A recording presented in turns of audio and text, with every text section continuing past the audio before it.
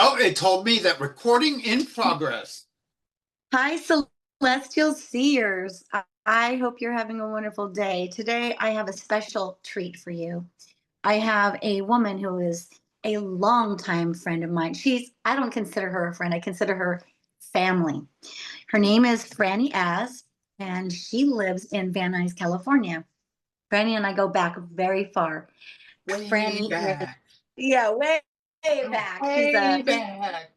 Let me introduce you, okay? So she's an accomplished woman with several degrees. She is now currently working at the Van Nuys Courthouse and working towards becoming a lawyer, among many other things that she has already accomplished. So, Franny, say hello to Franny. Woo! Hi, Franny. One Oh, of the it's most me. special things about Franny that you probably won't know or wouldn't know if you saw her on the streets is that Franny is a transgender woman. Ooh. So, yep, today we're going to talk about what's going on here in our world today with, you know, the way the world is changing. I don't really need to go into specific details about how it's changing, but Franny, I want you to just tell us a little bit about yourself. Okay, well, of course, my government issued name is Franchesca Oz, and Mm, I legally had that. I had my name changed, so I'm a post-operative woman, which kind of means that as a transgender woman, I transitioned, had my gender affirming process, and I'm mm, at the end game. There's no more transitioning, so no more transgendering with me. mm, So I tend to right. think of myself as a post-operative female. So not that anybody really needs to know any of that. I dress in women's Right. clothing. I use the ladies' room. Mhm. I squat to pee. The most important things is women are not terrorized by me being in the bathroom with them. And I think in dealing with the climate today, Mm, with this, expecting trans people not to use the bathroom that they identify with, um, I kind of think it might be a big problem because yeah. while women Well, don't feel threatened about me being in the bathroom, if you yeah. saw me in the men's room and I saw you shake your little wanker a couple of times and then dash out the door without washing your hands first, I'm going to say some shit to you, you know? Don't touch Let's that get door handle, number one, you okay. know, Okay, before this turns into you're that kind of hilarious. show. It's not that kind of show. I'm so sorry. No, a comedy show. I want it to be a transgender show. Well, that is very enlightening because yes, post-operative woman. And when I met you, I I couldn't tell the difference. Honestly, I could not. And can we go back a ways and tell us about your childhood and when like when you realized that you were like in the wrong body, basically, or how was that for you? How did that happen? Well, so we're talking about self-awareness. Mm, And as far as, mm, going back, children know that they're kids. They know they're kids, they know they're aware, and they listen to what mommy and daddy tells them, you right. know? Hmm. And so I was always told I was a boy. And for whatever reason, I believed that up until probably about 8 years old. And so around the age of 8, even though you told me, and I wanted to be a normal little boy, I felt absolutely different on the inside. Hmm. And of course I was in fear. I was in Right. fear because I had already been exposed to the playground bullying that went on at Mm, school, and we used ugly words back then. We called each mm, other, if for whatever reason they thought you might be gay, they used this 3-letter word. They'd call you, well, no, it's a 6-letter word. They'd call you a faggot, mm, mm. or a fag, the 3-letter Right. word, the fag word, And Mm. so, and that's very distressing for a child that wants to be part of the Mm. group. So I already Absolutely. felt like an outsider, ostracized in some kind of way. Uh, Hmm. I had, at that time, been nursing at least alcoholism in Yeah. my world, in a situation that would help me feel Hmm. um, at peace with myself. So, Mm. Yeah. I It's a think, tremendous amount of stress for a young child. I can only well, imagine. I think all kids go through it. All kids go through something. Something. And, Hmm.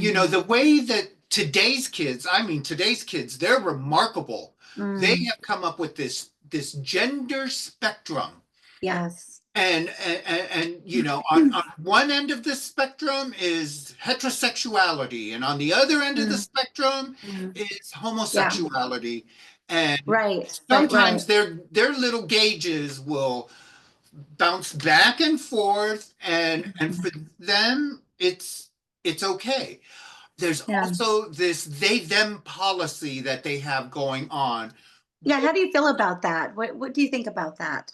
Um, well, uh, I you know, mean, yeah. I grew up in a day and age where there was only male, female. That Right. was it. Right. You didn't Yeah. have that that gender freedom that Mm. and I remember I love 1976. Mm. 1976, this movie came out called the Rocky Horror Picture Show. I remember it well. Yeah. And so Mm. all of a sudden in 1976, I knew, that is what I am. I am a Mhm. transsexual transgender from Transylvania. That's good. Me. That had to be very liberating for you, I'm sure. Oh yeah. Oh gosh, well, just to see that there were adults Yeah. that ran around with this philosophy and Mm. concept, I felt like, how do I get there? Mm. How do I get to that place? Mm. Because for me, that place was a place of acceptance. Yes. But in reality, that was a very, very underground community. It was Hmm. so let's think about 1976. 1976 was a very pivotal year because I think Yes. it's when Anita Bryant got fired from that job of hers as the spokeswoman for orange juice.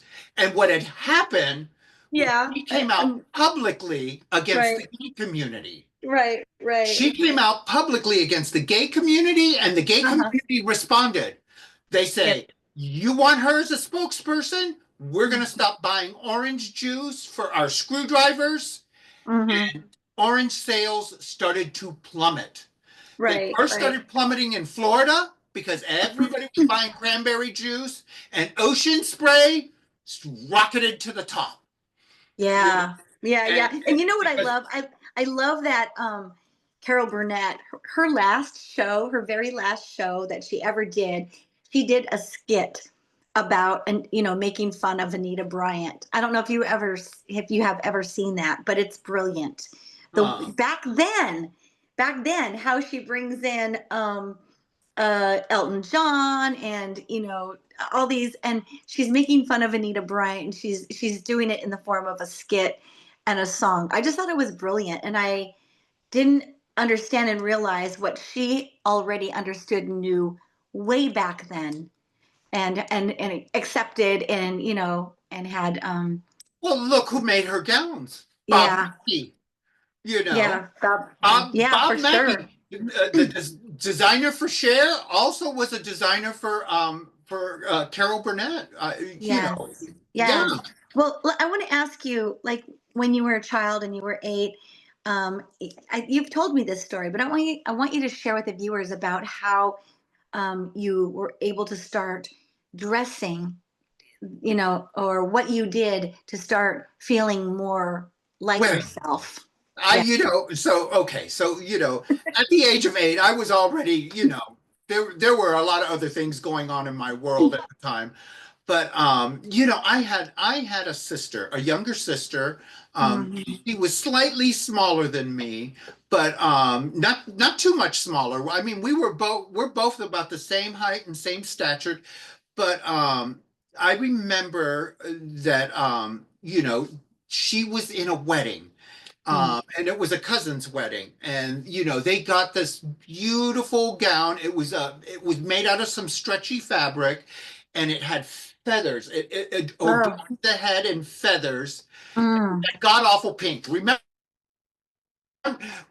there's another wedding that we attended. You and I attended. God awful pink coral. It was a coral color. Oh God. God awful Yes. color. Oh God, we looked hideous in them, but we did it, and so, Mm. but anyway, back to my sister. It Mm. was also one of those hideous colors, Yeah. but it had feathers on it, Mm.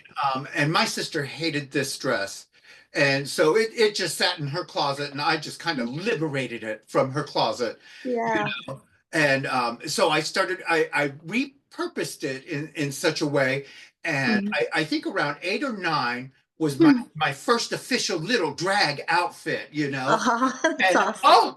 I was a big fan of Donna Summers, and so Yes. Yes. yes, I remember my little hot girls number, and I didn't know I was doing a drag show because I'd never seen a drag show, but yeah, there you go. That's That's that's how you felt comfortable. Now, being a child growing up in Cuba, right? Cuba or Florida?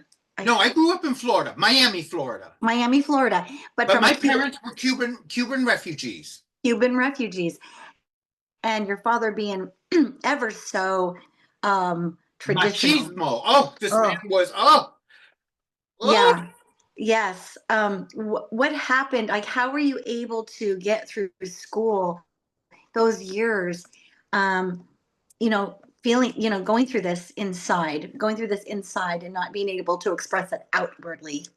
Well, okay, so school was a different can of worms for me, so there was a bit of truancy that went on at school, especially as I got older. You and Um, me both. but when I was younger, there was this boy that used to chase me around the playground, and he would chase me around the playground, and he'd beat me up, and I'd come home with my clothes ripped, Mm, sometimes a black eye or a busted lip, and I remember my mm, father, and my father was a treacherous man, number one. mm, He mm. was not somebody, because he was a thinker. This Yeah, man really. yeah. And so, I would come home. This was like, kindergarten, first grade, all beat up. And he would look at me and he would say, "Boy, what's going on with you?" Mm, And they call me mm, a fine, and mm, I'd dry up those tears, and he says, "When you grow up, you want to be a cowboy, don't you?" Yes, Daddy, I want to be a cowboy. He said, "Hey, stop crying." mm. Oh no. Oh And God. yeah, I want to be a cowboy. And he says, "And all good cowboys know how to swing a lasso." He says, "You're wearing a belt, right?" And I said, "Yes, Daddy." And he goes, "You learn to take that belt off as fast as you can, and you swing it above your head like a lasso." He says, "And when Mm, they come chasing you, you let them catch you." And I mm. remember, and he made me practice this little routine in the backyard, Oh where I my run gosh. around the Oh. backyard, whipping my belt off and whipping it above my head. And one day he came home with this big old cowboy belt. And he says, Oh. "Hey, Mm, you're a cowboy." And he put that cowboy belt on. And sure enough, within a week, they were chasing me mm. around the playground. And Oh. I had managed to get that belt off, and I was swinging it above my head. And I remember my dad said, "Stop and let them come to you." And they sure did. And bit, bit, bit, right up. They dropped like rocks. Oh my Dropped gosh. like rocks. It looked like a small bloodbath on the playground. And Jeez Louise. yeah, Oh man. yeah. So, but anyway, so the one bully later on became my boyfriend. You Yes. know, but yeah, that's Yeah. a They didn't twisted know. little story, huh? Just They yeah, didn't know. They yeah. didn't know, but they knew. They didn't Yeah, know, he but didn't they know. He knew. didn't know. He didn't know how to say "I like you." And remember, we're children, and we're plagued by Anita Bryant. We're plagued by this whole faggotry situation that you're not supposed. It's a negative connotation, and Yeah. you know, Yeah, but so even with little girls, even with little heterosexual little girls and boys or whatever, boys have always been mean to the one they are mean to attracted towards the to. girls because they Yeah. like them. you know. Exactly. Exactly. Yeah. Yeah, and he liked me. Well, anyway, we ended up we were together on it was the longest relationship I had ever had. Wow. It was Huh. a very open kind of relationship. It was a very unorthodox kind of relationship. Um, Hmm. he definitely he stayed the school bully the Is entire that right? time. Oh my goodness. And once we started like openly dating, once we started openly dating, if you wanted to say something nasty about me, you could, Mm, but you would have him to deal with because mm, he'd come to my defense. And mm. then he would beat somebody up and he would tell them, now go home and tell your dad a fag did that to you, you know? Oh, dang. Oh Okay. Okay. And yeah, how old was how old were he was you? nothing. He was well at that time we were like 12 and 13. Okay, so So we that's were that's already in a relationship. We were yeah. like, I guess you could call what middle school sweethearts. I don't know, you know. But you were still dressing like were you Well, dressing? I was dressing. So don't you remember those tight little Sassoon jeans? Hmm. I would wear those, and I would take my T-shirt and tie it in a knot, and Oh yeah, and yeah. and, there was no dress code back in the day, you know. Right, So right. and they would say, "What's going on with you? What is all of this?" You know, what's all of this? You you know, know. it's funny. I have a cousin, Manrique, and when we were 5 years old, even at the age of 5, we would pick superheroes, and he always picked Wonder Woman, and I could see it. And at the age of 5, just his mannerisms, I thought Yeah. I loved Wonder he's Woman very too. different. But we didn't know what that I meant. remember when I could hear the theme song, I'd come Yeah, running out of the bedroom and I'd yeah, spin around in front of the TV and I yeah, go, bam, I'm a woman now. And my father yeah. would throw a shoe at me, the Oh my chancla. He would throw the chancla at me. God, I'm a woman now. I love I'm that. a woman now. Yes, you are. Yes, you are. I know it's been a very difficult. It's your life has not. It has been anything but easy, and that you You know know, what? This is what I want to say about life. Life is life. Life is life. I yeah, think every single one of us has mm, our struggles and our burdens and our I'm not a good Christian, but our crosses to bear. You absolutely. know? But we can't invalidate our pain because you had to work through a lot. I mean, I have known you a long time, and I've seen you just grow, blossom, and just become just such an amazing spiritual mentor and leader and guide and friend and to so many, and how you help so many. It is not just something that you it's not something you do for a living. It's like who you are as a woman, and I just think that is so incredible. And you didn't, there. So no, don't ever invalidate, what you had to go through to become who you are today, because but I want to go into your recovery, because I know that we share that, and being in the program. I don't care because it helps someone, uh, being a woman and, going to prison and, and then getting clean and sober. I mean, that was amazing. That was amazing. Well, so yeah, I had gotten into a bit of trouble back in the day. Now, Mm, let's take into consideration I'm 60 now. So mhm. we are talking 30 years back. Right. 30 years ago, they didn't have special needs yards. They didn't, Right.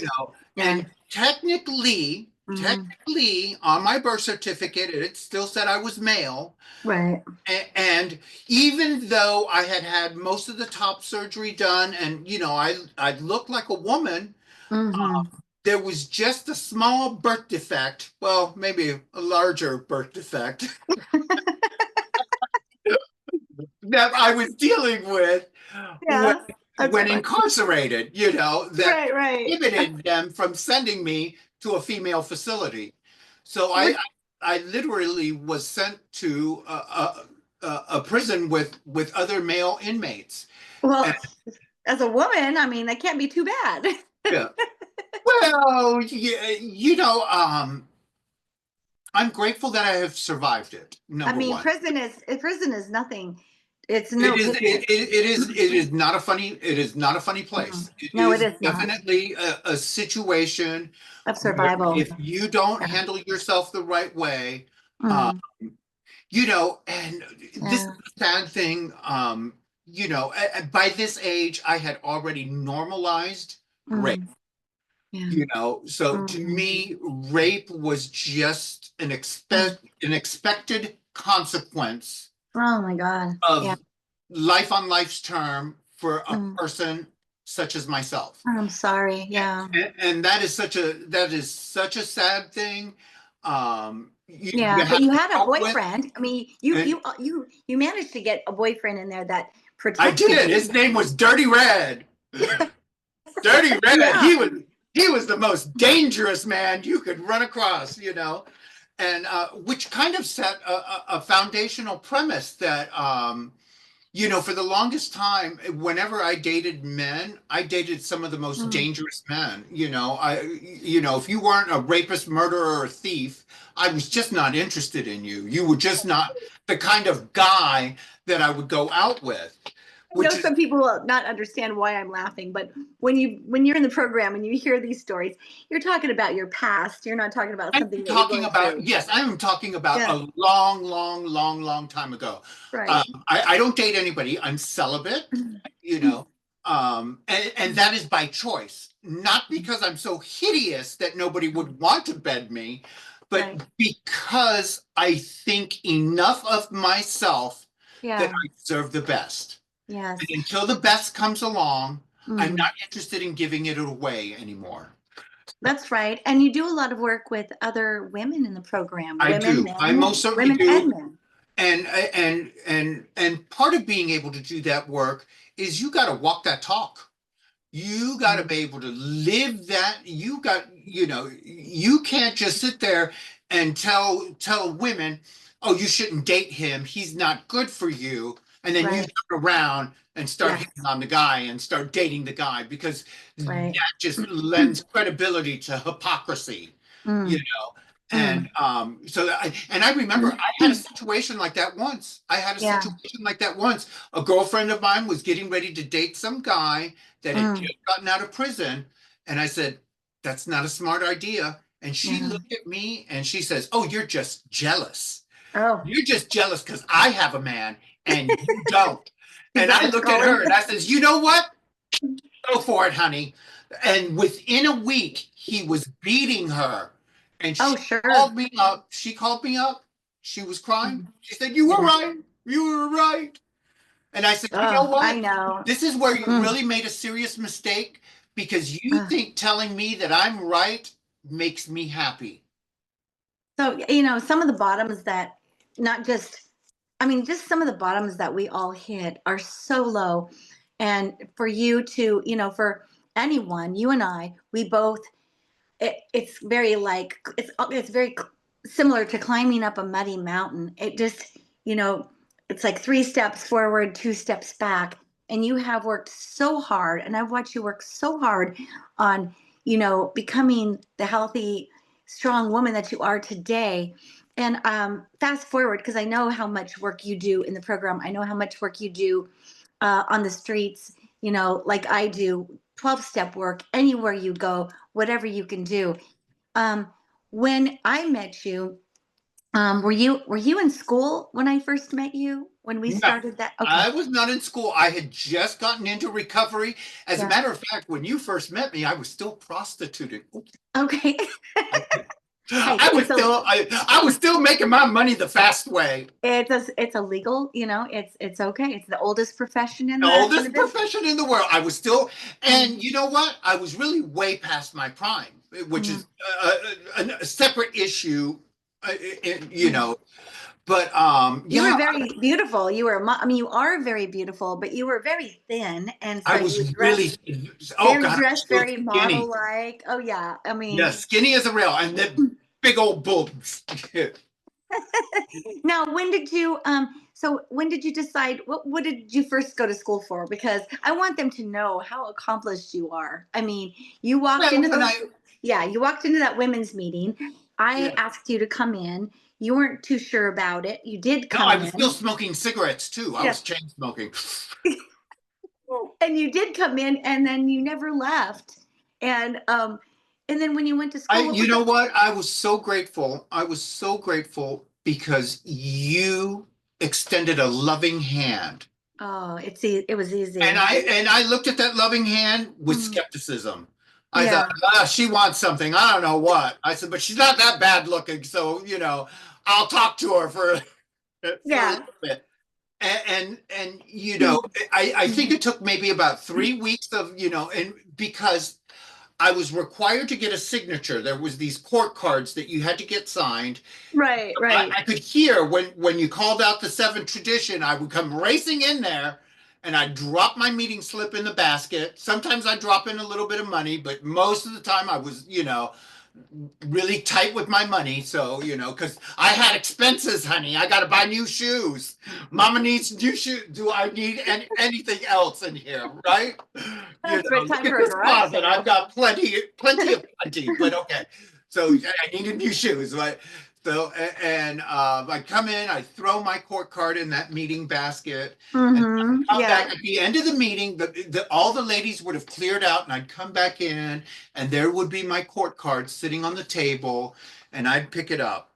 And I think I did that for about 3 weeks before I thought, I can trust her. I can trust her.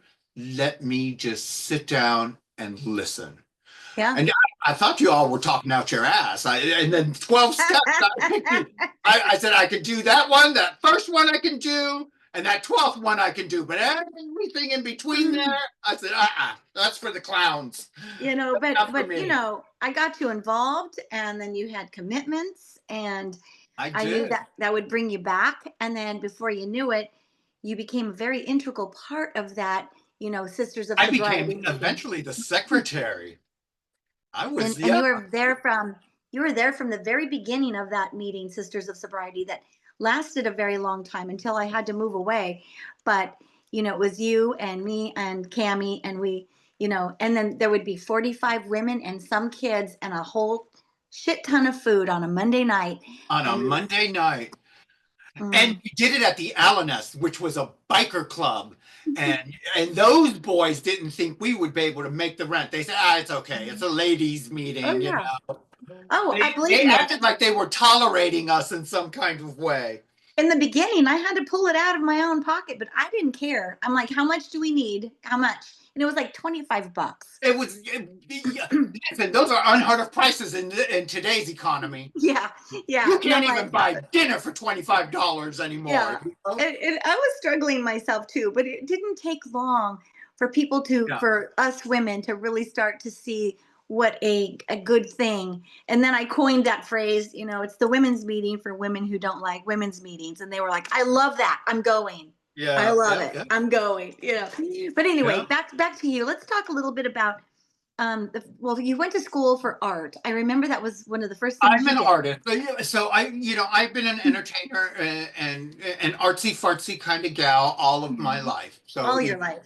all of my life, and, Mm, for me to create and mm. invent and then reinvent and then recreate and Yeah. redo, that is in my nature, Mm, you know and it's foundational for me because so many times I would get arrested, go to jail, I'd mm, come back out of jail to nothing. I would have nothing, you mm. know and literally within weeks or Yeah. months have Yeah. to recreate who I was, Oh, you wow. know Yeah. and so and several, I had gone through several reiterations of who I am, you Mm, so I remember back in my younger days, mm.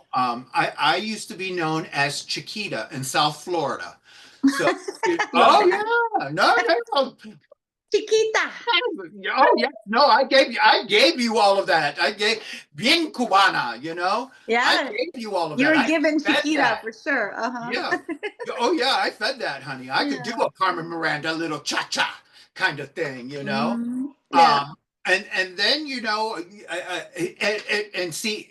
after that stage in my life, I had decided, okay, no more criminal activity. Well, and you know, I loosely Sure. define criminal activity. So the criminal activity that I was talking about was leave no victim.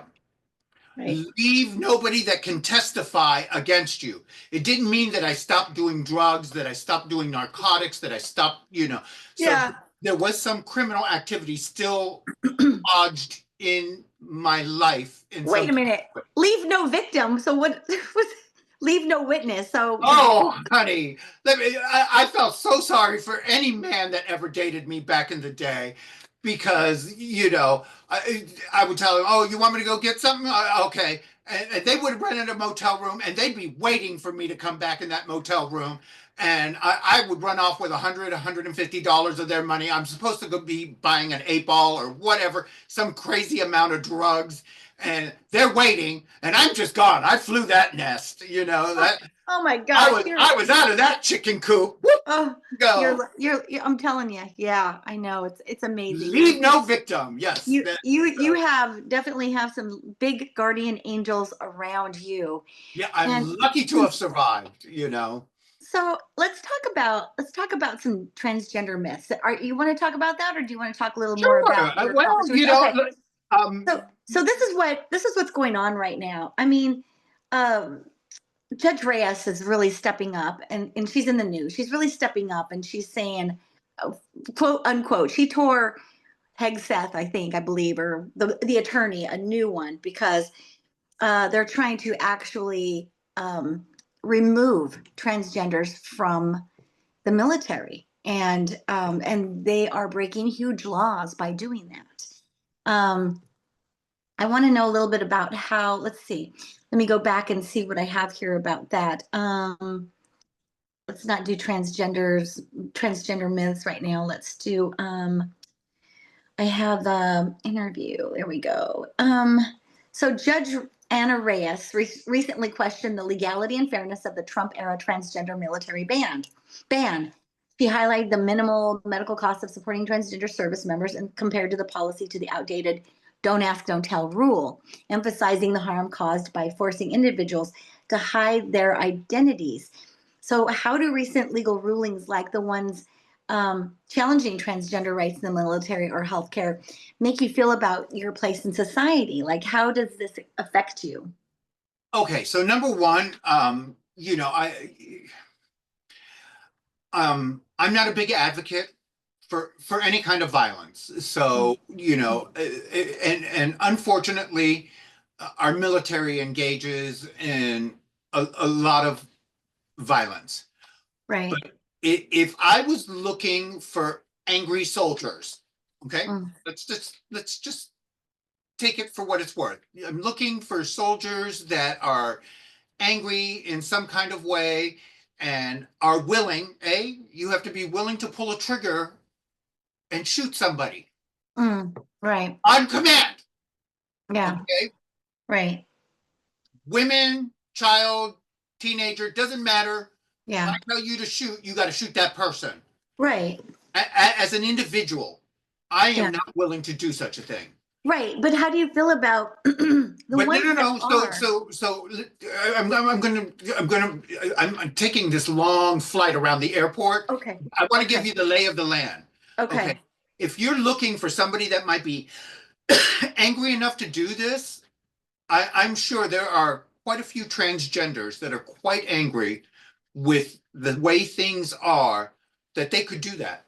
They could pull But that. They could be sure. just as lethal as any other 18-year-old, because you got to remember what the military is comprised of.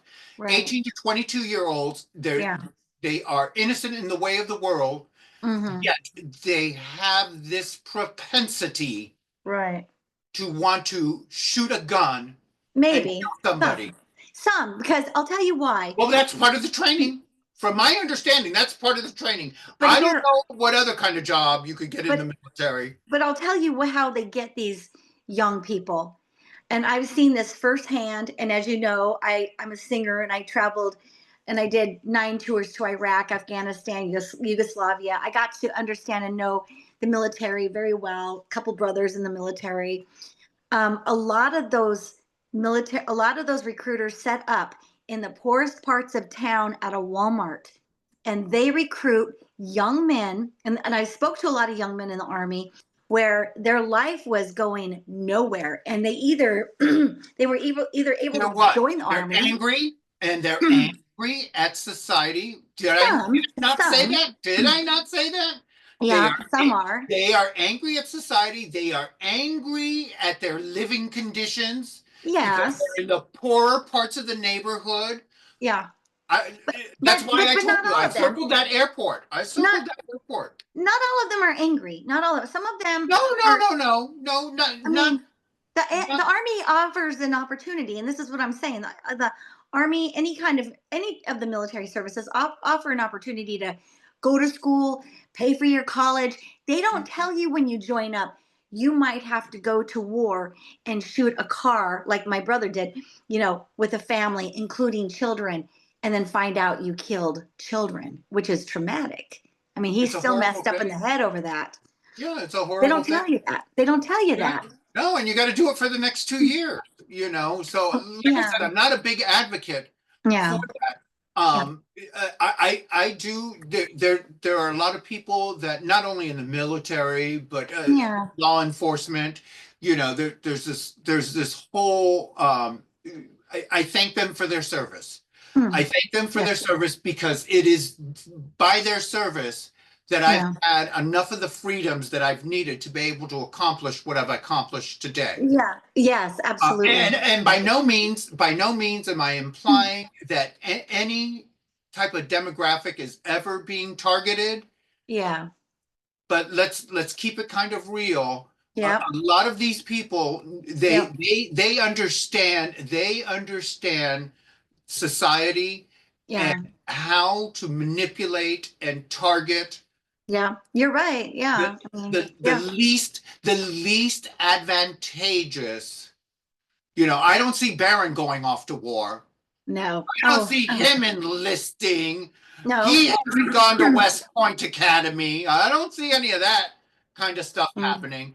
And I know I'm going to get a yeah. whole shit ton of hate mail through my Bougie Duchess I don't really account. care because if that, I don't because care first of all, either. that birthright citizenship baloney is not, it can't be, that's in the Constitution, you know, and, Yeah, and if that's the case, then I think Melania and Barron should be the first two to go. Since I mean, yeah, I know, I understand that he brought them in, her in, and her family through chain migration, the very thing that he, you yeah. know, voted against, or Or he's said, trying to put a stop to. Yeah, yeah, yeah. yeah, and yeah. So I don't know. That's a whole nother. We'll get back on. We'll get back on again and have another conversation about that. But Okay. how do you feel like right now? What they're doing is they're saying that they're trying to they're trying to spread this disinformation about transgender being gender dysphoria or a mental illness, or that they're Well, confused so about who they are. gender dysphoria, it's very complicated. It seems like a very simple label, gender Right. dysphoria, but it's very, very complicated because gender dysphoria happens not only mentally, but it happens physically, and Right. and it happens perceptionally. And Okay. so a lot of people don't understand the gender dysphoria perception. So And you're saying a it lot of exists. It exists. it It's does a exist. It does it exist. And I'm it going to just give you a just prime example. Saturday Night Live used to have this cute little comedy skit. And oh God, I can't remember church the lady? no, not the church lady, but that I thought that was kind of funny too. Yes, the church isn't that special. Yeah. No, no, it was there was this transgender guy um that used to appear and I'm trying to remember the name. The name was even kind of trans Are sounding. you talking about Pat? Androgynous Yes, Pat? yes, Okay. that's it. Yes, I Pat. love androgynous Pat because he's Oh yeah, always no, no, no, been, no. So androgynous Pat. Okay, so when I'm talking about the perception of gender dysphoria, yeah. and Pat was that gender dysphoric Right. individual because Uh, people would look and they would say, "Is it a man? Is it a woman?" I mean, she would almost say it. She would almost, or she or he would almost say it. Almost say Um, it, but then stop and yeah. leave you wondering. So here we're dealing with Yeah. a gender dysphoric Yeah. perception. Yeah. So So so that's here's why I say it covers little label covers big big area of people's perception and life, and their not only their health but their mm, mental health. yeah. And, it is, Yes. Now let me ask you a question here, because we have to move along, and okay, I don't let's want to move take up too much along. of your time. Now, what about the myth that all transgenders want surgery? How do you feel? Like, what do you think about that? Is that true? Or Um, how do you, well, not how, in my yeah. experience. Not in my experience. Not in my Hmm. experience. Okay. It just so happens that I've undergone quite a bit. However, I have met people that consider themselves to be trans, Hmm. and they don't do the electrolysis. They Okay. don't do, so for them, they are talking about what they feel in their heart, Right. that they are transitioning Right. spiritually Mm. into a more feminine spirit Or masculine, either or or. a Right. masculine. That very true, Hmm. very true. Yeah. Hmm. I've had them on the other side of the Mm. spectrum. So so you have to remember this word Yeah. trans means transitioning. It means Right. transporting. It Right. means you are Yeah. in some kind Transition. of movement toward Hmm. something. Sure. Right. That's why I always kind of say I've finished Mm. with the trans part. I'm Right. post. Yeah. I'm at the You've end had game. you've had your reassignment surgery. You are 100%. There's Well, nothing else I can do. I mean, You I've know, always seen you as a woman. I've never seen you as anything else. Um, you know what? I've always loved you for that. I've never seen you as anything else. Yeah. I've And always loved you for that. I Yes, that I would look down in the shower and I would say, "Really? Seriously? Is that what I have to deal with? This?" even said at one time, do you really feel like you have to have that, the reassignment surgery? Because, you're perfect the way you are. And, And but it was, you know what? I love you for that, and I thank you for that. That was always very, very sweet. mm, But there's this old saying: walk a mile in their shoes, and then say whatever it is that you're getting ready to say. you did. You explained it to me how you felt and what you needed to do in order for you, to be happy. For you to feel. Well, and Uh, I remember when my first remember when my first vagina failed, and you told me you said it looks like you had a baby. And I said, "Oh, that's what that looks like." for entertainment purposes only. I just want to say that you have to say that. So, So, no, I yeah, do. You were just like, look, and you were just pulling your shirt up, and I'd be like, whoa. yeah, yeah. Well, you're my sister. I felt like I could Yeah. do that with you. I I felt know, like I I could know. do that with you. I was a little bit queasy. I'm a little bit queasy when it comes to blood and surgery and stitches, even on myself. But you were just so natural about it. And yes, and yeah, I did have to.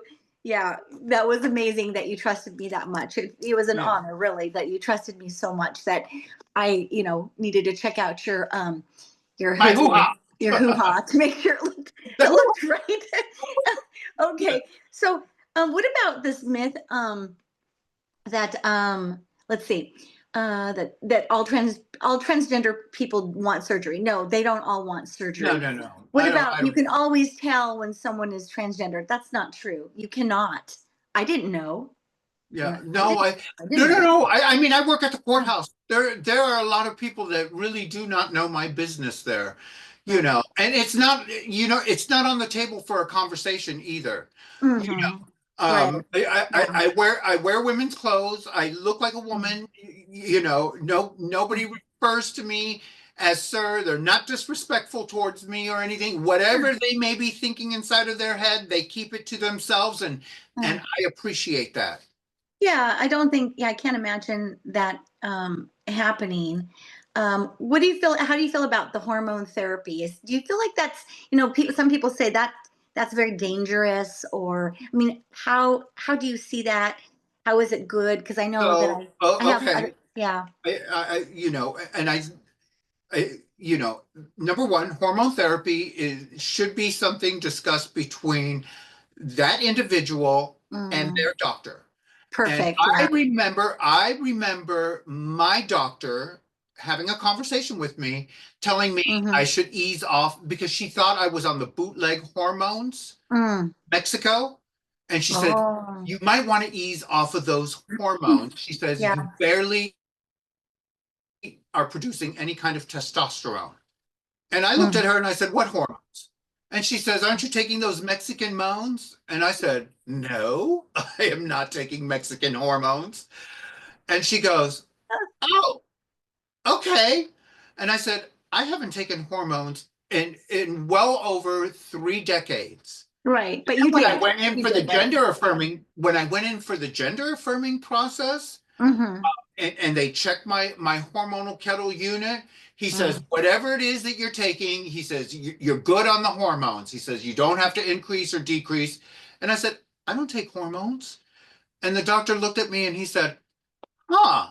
He was No. just Uh, surprised that mm. where Yes. I'm at naturally Yes. I'm at a good place. Now, Mhm. it is not for me to decide what's right for somebody else. So, Right. you Right. know, Right. and that's a conversation that needs to happen between somebody else and their professional. I You, agree. I I, agree. So I you I did. don't So get you did take them. I don't give out the advice that you should be taking anything, that you should fix anything. Yeah. I'm very, very careful about that because what is right for me might not be right for anybody else. Mm. So Yes. I've had to be very, very careful about that. Yes, that's true. Okay. Yeah, I agree with that 100%. That's a beautiful answer that it's a personal journey, absolutely, and it should be spoken about between you and your physician. What about um oh, I had a oh, there's a myth that transgender is caused by trauma. You know how, I do know that some women who become lesbian have had that trauma with men and vice versa. Some men have had trauma with father figures or people who are caring for them, and then they become gay. But I don't think that. I mean, yeah. How do you feel about that? That it's caused by trauma? Because I Well, don't. so now mind you, I've had to laugh off a lot of trauma in my Yeah. life, Mm. and chalk it up to being character building, Yeah. situations. Um, once again, I think everybody goes through trauma, and I think that trauma sometimes will shape and mold an Mm. individual Absolutely. into being who they are Mm. and how they find their place in society.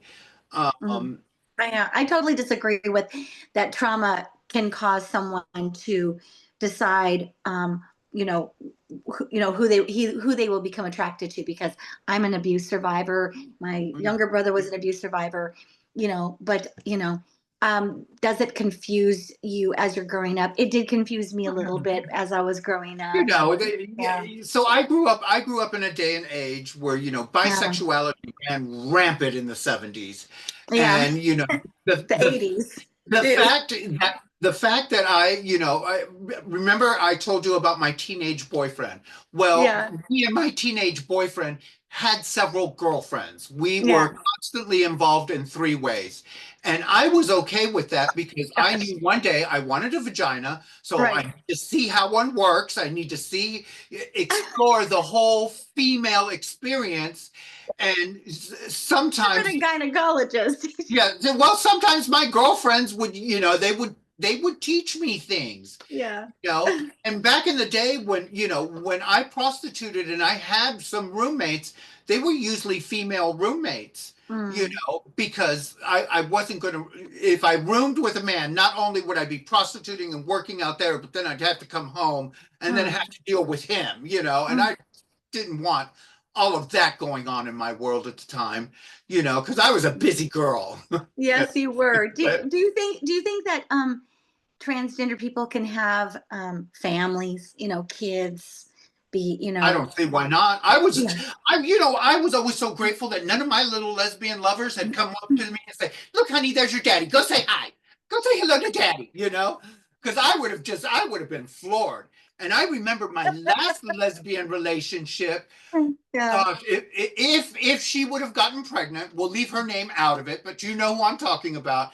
If Yes. she would have gotten pregnant, that kid Yeah. would be about 15 years old right now, Mm. Could you Yeah. just imagine, some teenager, living with me, you know? I And think you would I be don't a wonderful mother. I think you would have been a know wonderful mother. what would you call me, A mother. Mommy, daddy?